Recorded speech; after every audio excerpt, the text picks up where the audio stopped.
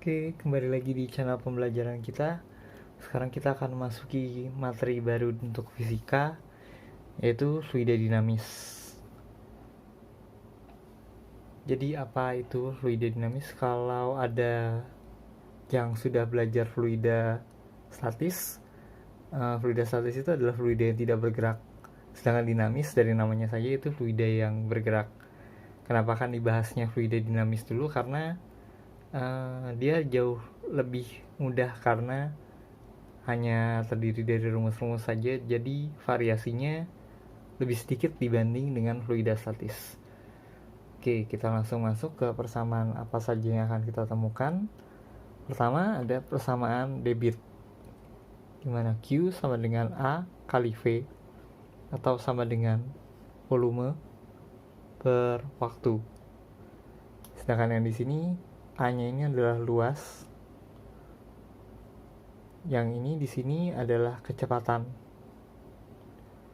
yang ini adalah volume, yang ini adalah waktu. Tentu saja satuannya adalah luas, itu yang bisa dipakainya adalah meter kuadrat, sedangkan kecepatan ini meter per second. Lalu volume di sini meter kubik, dan ini satuannya second atau detik.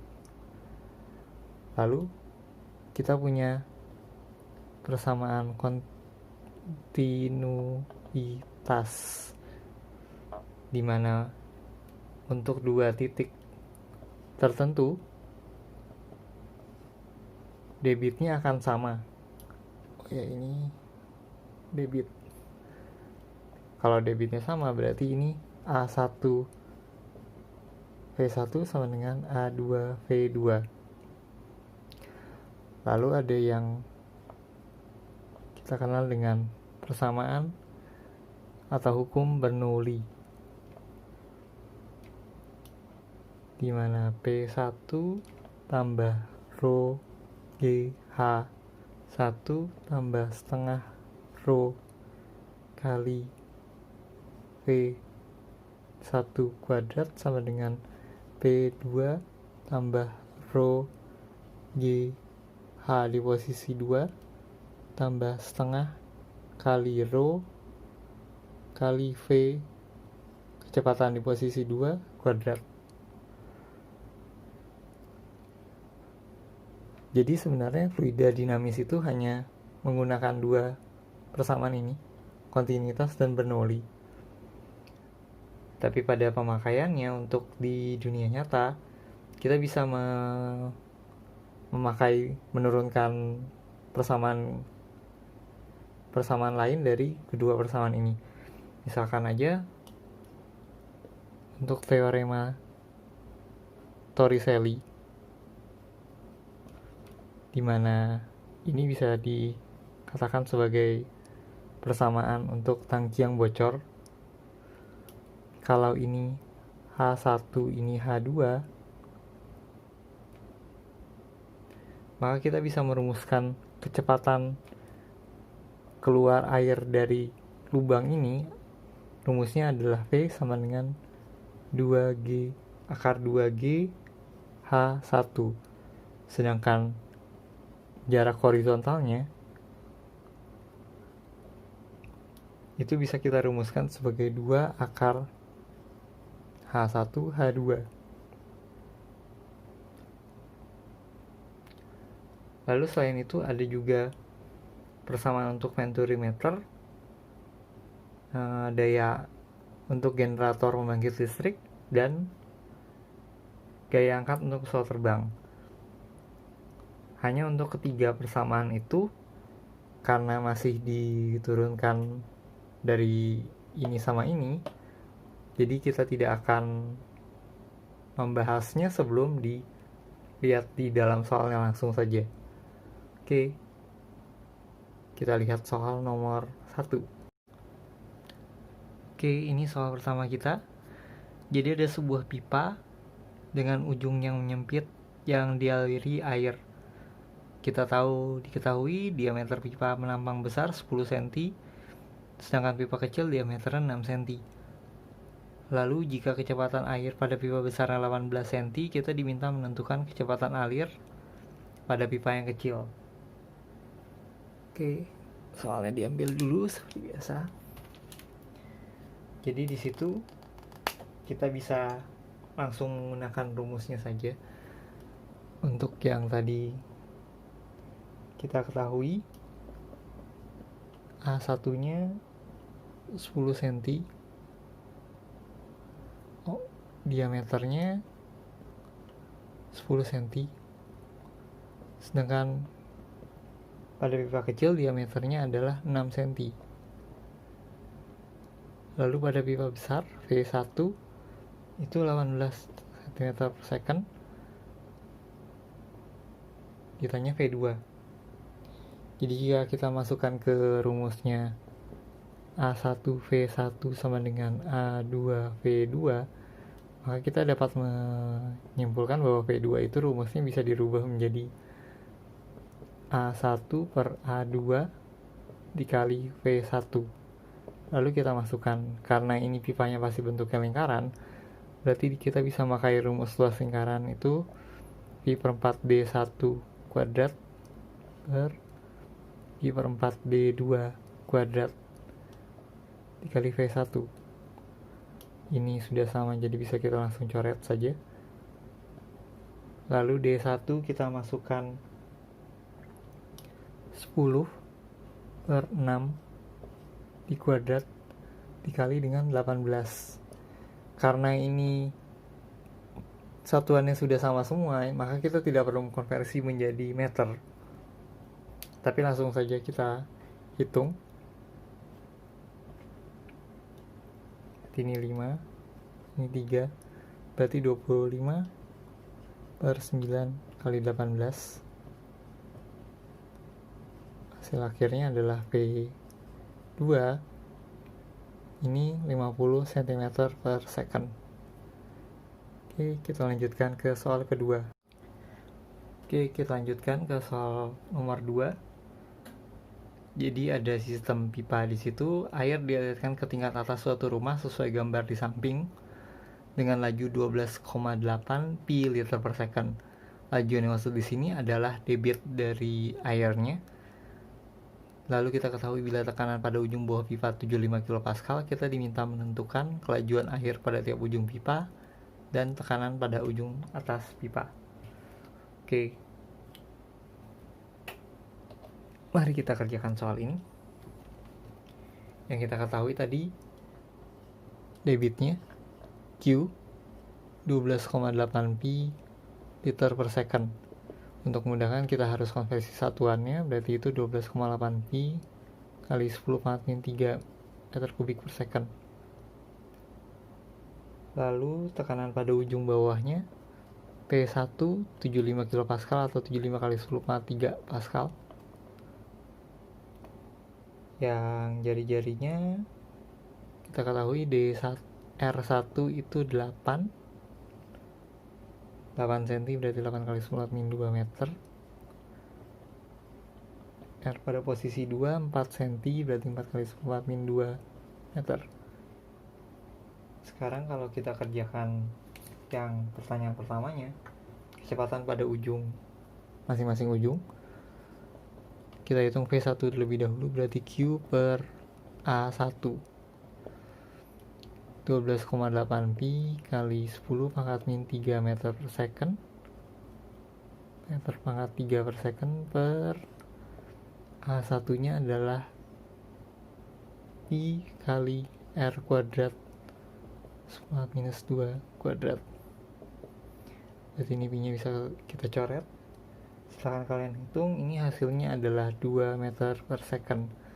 Dengan cara yang sama, V2 Q per A2 itu 12,8 pi kali 10 pangkat min 3 meter 3 per second dibagi dengan pi dikali 4 kali 10 pangkat min 2 kuadrat. Ini hasilnya 8 meter per second.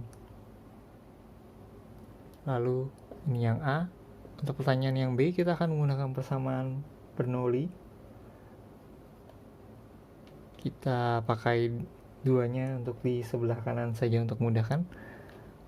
P2 plus rho GH2 tambah setengah rho V2 kuadrat sama dengan P1 plus rho GH1 plus setengah rho V1 kuadrat.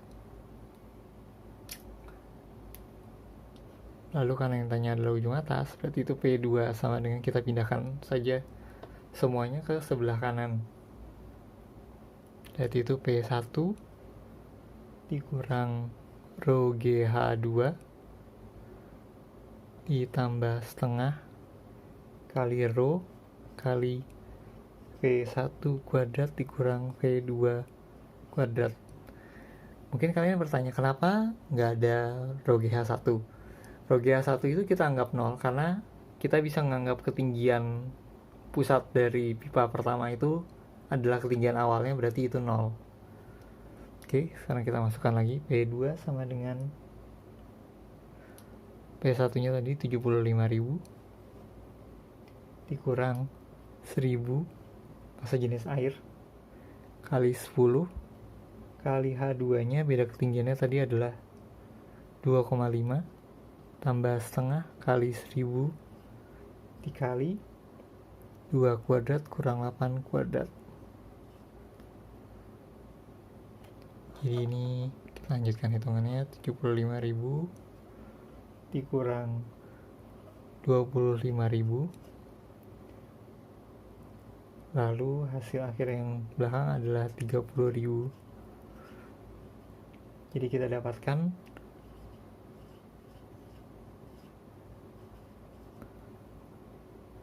tekanan pada pipa yang atas adalah 20.000 Pascal, atau kalau kita kecilkan itu menjadi 20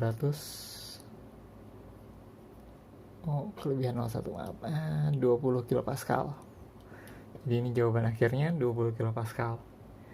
Oke, kita lanjutkan ke nomor berikutnya. Oke, ini soal ketiga kita. Jadi ada suatu tangki air yang memiliki lubang di bagian bawah seperti gambar. Jarak pancarnya 2,88 meter, lalu kita diminta menentukan ketinggian awal air dalam tangki.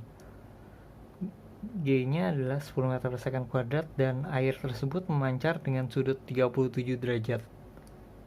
Oke, jadi bagaimana kita harus mengerjakan soal ini?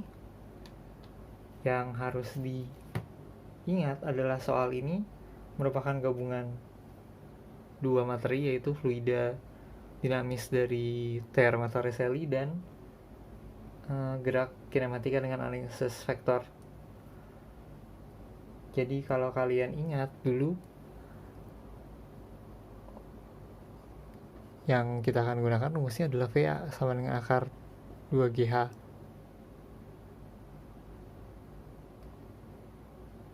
Lalu X-nya adalah V kuadrat sin 2 alfa per G. Kita tahu bahwa X itu,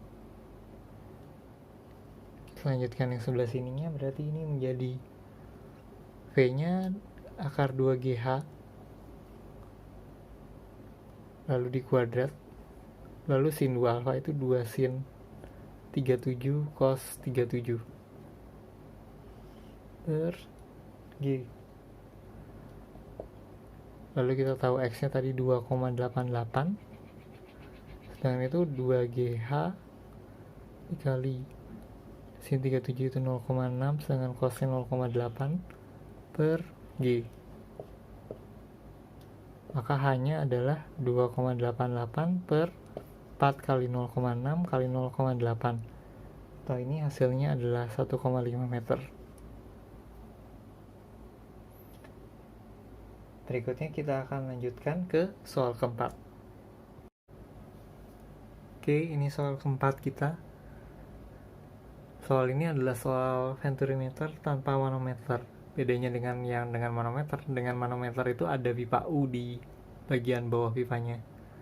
Jadi pada gambar tersebut A1 1000 cm2, A2 500 cm2. G-nya ditetapkan 10 meter per second kuadrat dan kecepatan air yang memasuki pipa 1 meter per second, berarti itu V1. Lalu kita diminta menentukan nilai perbedaan ketinggian zat cair atau H. Rumusnya sudah diberikan di situ, baik yang venturimeter maupun venturimeter dengan manometer. Bisa kalian catat dulu kalau misalnya dibutuhkan. Lalu kalau misalnya sudah, mari kita selesaikan soal ini.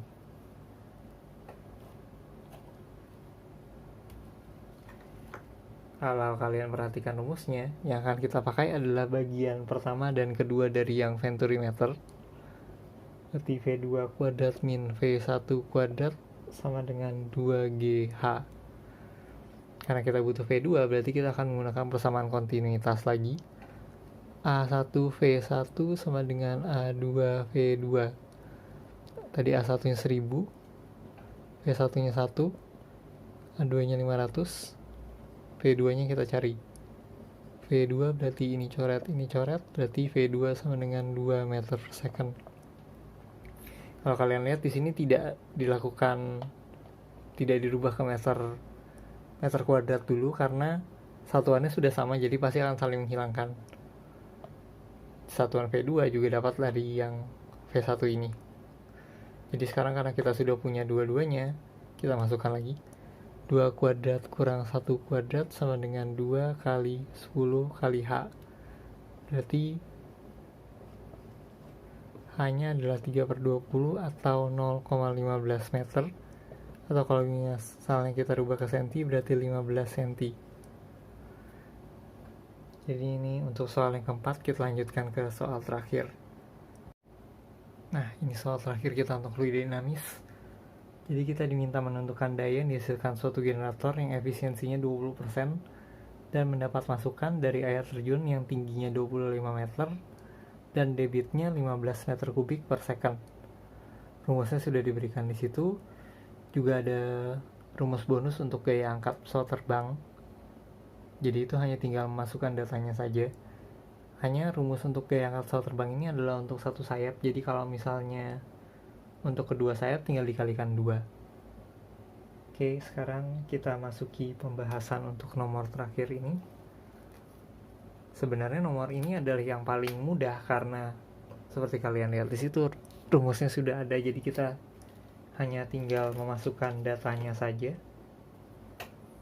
Jadi di situ P sama dengan N